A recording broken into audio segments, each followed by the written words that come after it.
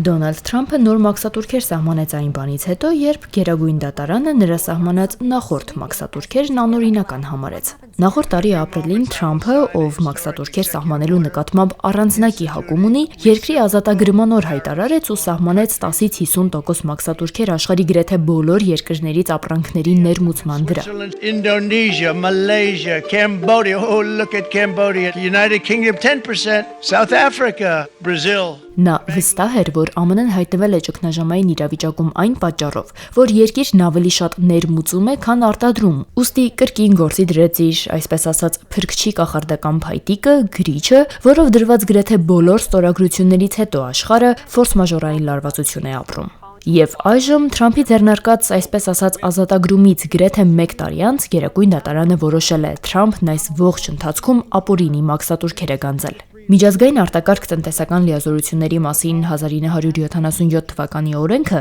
որով նպատակ էր դրված կարգավորելու ազգային արտակարգ իրավիճակները եւ որին Թրամփը հղում էր արել մաքսատուրքեր սահմանելիս, չի լիազորում նախագահին մաքսատուրքեր սահմանել, որոշել է դատարանը 6 կողմ 3 դեմ ձայներով։ Wow, that's a lot of people. Թրամփի սուր արձագանքը չուշացավ։ Սա սարսափելի որոշում էր, որը կայացրած դատավորները հիմարներ են հայտարարեց։ The Supreme Court's ruling on tariffs is deeply disappointing. Գերագույն դատարանի սակագների վերաբերյալ որոշումը խորապես հիասթափեցնող է եւ ես ամաչում եմ դատարանի որոշ անդամների համար, որոնք մեր երկրի համար ճիշտ որոշումներ կայացնելու քաջություն չունեն։ Ամոթ է, նրանք պարզապես հիմարներ են, անհայրենասեր են եւ անհավատարիմ մեր սահմանադրությանը։ Իմ կարծիքով դատարանը ազդվել է օտարերկրյա շահերից եւ քաղաքական մոտեցումներից։ Հիմա տարիներ շարունակ մեզ խաբող օտար երկրները էքստազի մեջ են։ Նրանք այնքան ուրախ են, որ պարում են փողոցներով, բայց երկար չեն պարի։ Ես կարող եմ ձեզ վստահեցնել։ But they won't be dancing for long, that I can assure you. Ամոթանքի խոսքերի իր կարծիքով բավարար չափաբաժնից հետո Թրամփը հայտարարեց. շատ ուրախանալ պետք չէ։ Ինքն ու իր վարչակազմը կրկին գտել են իր ձևակերպմամբ ԱՄՆ-ն փրկելու ճանապարհը։ Այսպես դատարանի մաքսատուրքերի անօրինական համարելու որոշումից կես ժամ անց Թրամփը հայտարարեց նոր մաքսատուրքերի մասին։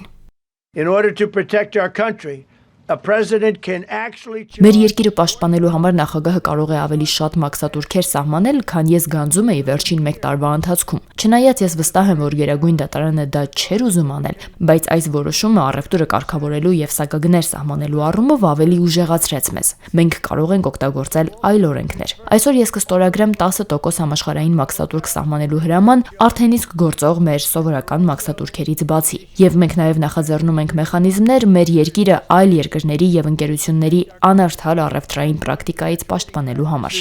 of other countries and companies. Նոր մաքսատուրքը, որը ուժի մեջ կմտնի փետրվարի 24-ից, կարող է գործել 150 օր։ Սակայն Թրամփը հաստատակամ է մաքսատուրքային իր քաղաքականությունը շարունակելու որոշման մեջ։ Եվ մինչ աշխարհը սպասում է ել ինչ որոշումներ կարող է կայացնել նա, ծագում է հարց, թե ինչ է տեղի ունենալու նախորդ փաստացի անօրինական որոշման հետևանքով։ Անցյալ տարվա մաքսատուրքերից ստացած եկամուտները գնահատվում են 240-ից 300 միլիարդ դոլար։ ԱՄՆ կառավարության ծախսերը կարող են հսկայական լինել, եթե առաջանա գումարը ամերիկացի ներմուծողներին վերադարձնելու պարտավորություն։ ԱՄՆ Գերագույն դատարանի դատավոր Բրեթ Քավանոն հավանական է համարում, որ վերադարձի գործընթացը խառնաշփոթի կվերածվի։ Իսկ Թրամփը հաստատակամորեն մերժել է վերադարձի հավանականությունը։ Դա չի քննարկվում։ Մենք այս հարցով դատարանում կլինենք հաջորդ 5 տարիների ընթացքում, ասել է նա։ Այս մասին, սակայն, վերջնական որոշում դեռ չկա։ Միջազգային տնտեսագիտական կենտրոնները դեռ միայն ենթադրություններ են անում ու փորձում գնահատել քաոսի այն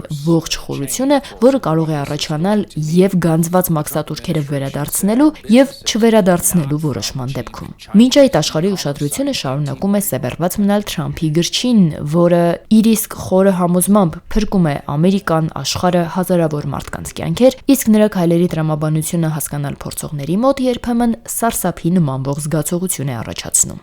Արուսյակ Կապուկչյան, Ռադիոլուր։